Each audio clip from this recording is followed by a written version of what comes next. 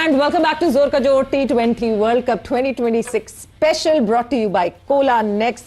It is England versus New Zealand, the 49th match of this World Cup in total. और बहुत सारी चीजें sort out हो जाएंगी और सामने आ जाएंगी इस मैच से आज, बिकॉज जो ग्रुप 2 है उसका फैसला हो जाएगा। क्या न्यूजीलैंड आज का मैच जीत के गो थ्रू कर जाएगी और सेमीफाइनल में चली जाएगी, यानी सारे chances of Pakistan going further would and here right now. देखना ये जरूरी है, बट जिस तरह की फोर्स इस वक्त टीम न्यूजीलैंड बनी हुई है, जिस तरह टीम न्यूजीलैंड खेल रही है, चांसेस यही लगते हैं कि शायद इंग्लैंड से बड़ी टीम है न्यूजीलैंड। अब देखना यह है कि न्यूजीलैंड क्या उस तरह अप्लाई करती है खुद को कि नहीं, क्योंकि इंग्लैंड ने शायद जिस तरह मैचेस खेले श्रीलंका के अगेंस्ट, इंग्लैंड की कोई कन्विंसिंग परफॉर्मेंसेस नहीं थी, but Sri Lanka played worst then England.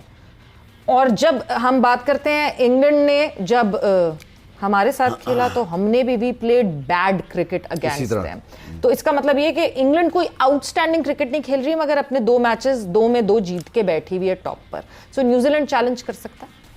New Zealand challenge सवेरे देखें, इंग्लैंड की ना परफॉर्मेंसेस की अगर बात करें ना, इंग्लैंड मेरे ख्याल में कोई 1-1.5 प्लेयर ही उनका रन कर रहा है। इससे पहले जो इंग्लैंड श्रीलंका के अंदर वर्ल्ड कप से पहले जो सीरीज में खेलने गई है, मेरे ख्याल में ब्रुक्स ने इतनी रन किए हैं। इनका कोई ऐसे कंसिस्टेंट जैसे बटलर या दूसरे लड़के हैं कोई परफॉर्म नहीं कर रहा, मुझे नजर नहीं आ रहा। बॉलिंग में इनके पास जो है वो आदिल है, ठीक है ना, आदिल एक ऐसा बॉलर है, और जैसे आर्चर्ड है वो उस तरीके से बॉल नहीं कर रहा है जिस तरह वो इंजरी के बाद आया वो लड़का कर रहा है। तो बड़ा फर्क मैंने फील किया है, और मैं समझता हूँ कि इंग्लैंड की परफॉर्मेंसेस का, क्योंकि प्लेयर वो ही हैं जी, प्लेयर्स ऑलमोस्ट वही हैं इनके, लेकिन उस तरह परफॉर्मर या उस तरह मैच विनिंग परफॉर्मेंसेस किसी की तरफ से नजर नहीं आ रही कप्तान की लास्ट इनिंग के अलावा।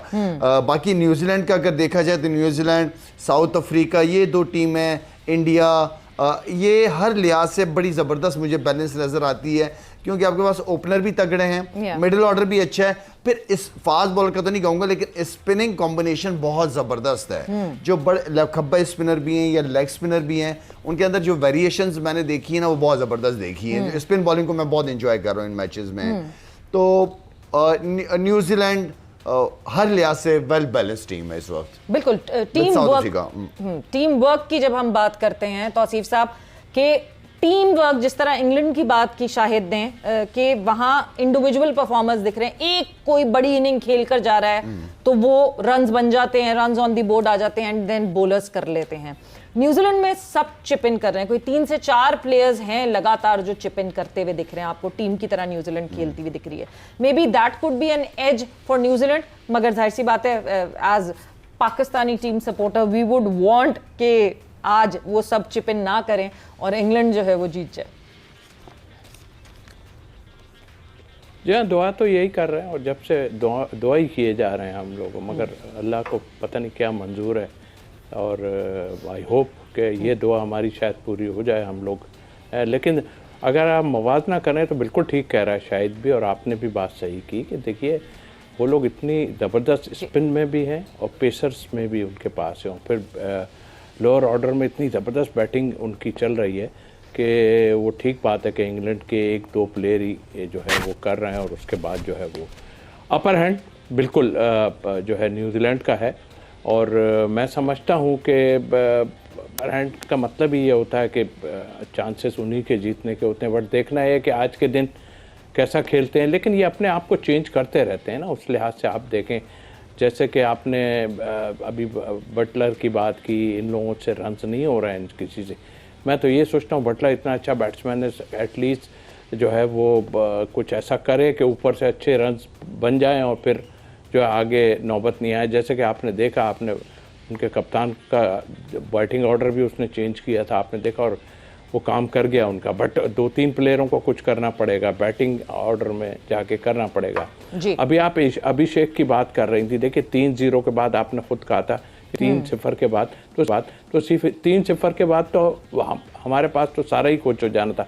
वो कॉन्फिडेंस देते हैं, हम कॉन्फिडेंस नहीं देते, हम कॉन्फिडेंस ख़राब करते हैं लोगों का, बैटिंग ऑर्डर चेंज कर देते हैं, कभी कुछ कर देते हैं। तो मेरा ख्याल है कि कॉन्फिडेंस मेन है और उसको भी फिक्र होगी, लेकिन 3-0 के बाद तो उसकी जगह नहीं बनती, इतने प्लेयर उनके पास जो हैं मौजूद हैं। तो आई थिंक मेरा ख्याल है जितनी टीमें हैं 4-5 जो आ रही हैं टॉप पे, इसमें देखिए एसोसिएट या फिर जिम्बाब्वे की अगर मैं बात करूं, इस दफ़ा मैंने देखा इम्प्रूवमेंट तो उन लोगों ने बहुत की है, ठीक है कोई, लेकिन हम नीचे जा रहे हैं बजाय ऊपर जाने के, हम नीचे की तरफ जा रहे हैं। तौसीफ साहब, तो I आपने think मेरा जगह ख्याल ये अभिषेक जो शर्मा मैच की होगा, 3 जीरोस के बाद जगह नहीं बनती। सूर्या कुमार यादव ने स्पेशली एक बहुत इंपॉर्टेंट बात की थी प्रेस कॉन्फ्रेंस में कि हमें अभिषेक ने पिछले कुछ दिनों में बहुत मैचेस जितवाए हैं, बहुत सीरीज हमारे जो है नाम हुई अभिषेक की वजह से। उस वक्त वो हमें सपोर्ट कर रहा था, इस वक्त हमारा टाइम है सपोर्ट करने का।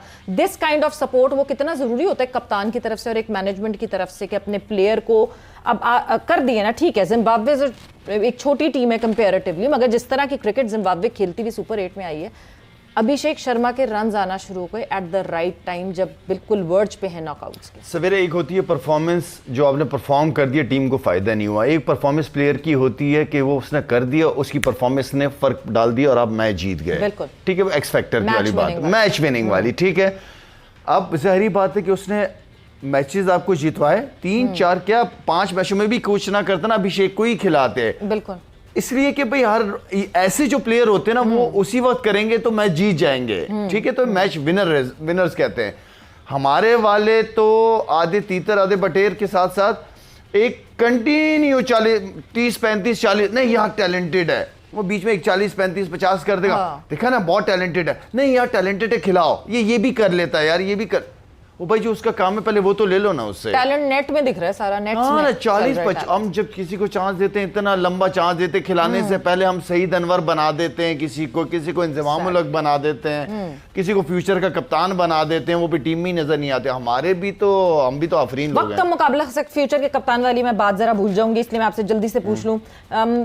अब नाम रोटेट करने लगे हैं शादाब का कि शादाब को कैप्टनसी दे देनी चाहिए, और शादाब शायद पहले भी इंजर्ड नहीं होता तो सलमान अली आगा शायद पिक्चर में आते ही नहीं। क्या राय है आपकी इस बारे में? अगर यही कोच रहा तो मेरे ख्याल में शादाबी, मुझे भी यही लगता है कि शादाबी को कप्तान बनाएंगे अगर यही कोच रहा, क्योंकि इनका इस्लामाबाद यूनाइटेड का एक ट्रस्ट है, आपस में काफ़ी अरसे से साथ हैं, तो वो एक वो उस पे जाएगा। देखिए शादाब बुरी चॉइस नहीं है कप्तानी के लिए, मैं ऑनेस्टली स्पीकिंग बताऊं आपको, चॉइस है, क्योंकि आपका एक तो पहले ये कि कप्तान पीछे है भी नहीं आपके पास। शादाब चॉइस अच्छी है, लेकिन शादाब की थोड़ी परफॉर्मेंस बॉलिंग के अंदर थोड़ी बेहतर होती ना, थोड़ा सा कंसिस्टेंट, जिस तरह शादाब चलते हुए आ रहा था, जिस तरह मैं बैठ के हमेशा बात करता था कि शादाब बैकबोन है पाकिस्तान टीम की, तो शादाब की हमें थोड़ी सी परफॉर्मेंसेस चाहिए एज अ कैप्टन, ताकि किसी को दूसरे को बोलते हुए अच्छा भी लगे। तो अगर वो कप्तान बनता है, या मुझे लग रहा है कि उसको बनाएंगे, क्योंकि आपके पास दूसरे ऑप्शन नहीं है, और बनाए शादाब को, लेकिन Shadab should be A performer के साथ साथ शायद थोड़ी सी एटीट्यूड मेंटेनेंस भी चाहिए, because in the past Shadab was a good boy, but आजकल जिस तरह he is talking, he speaking, जिस तरह he is banging on the media, on the x players, may be he should just avoid all of that. मगर yes देखेंगे जब वक्त आएगा आगे तो पता चलेगा कि किसकी लिए कैंपेनिंग तो शुरू हो गई है शादाब के लिए, लेट्स सी कि कौन बनता है कौन नहीं। बट इसी के साथ वक्त यहाँ पे खत्म हो गया। तौसीफ साहब थैंक यू, बहुत बहुत शुक्रिया फॉर ज्वाइनिंग इन, शायद बहुत बहुत शुक्रिया for joining in. Sabira Pasha signing off, take care, bye bye, अल्लाह हाफ़िज़।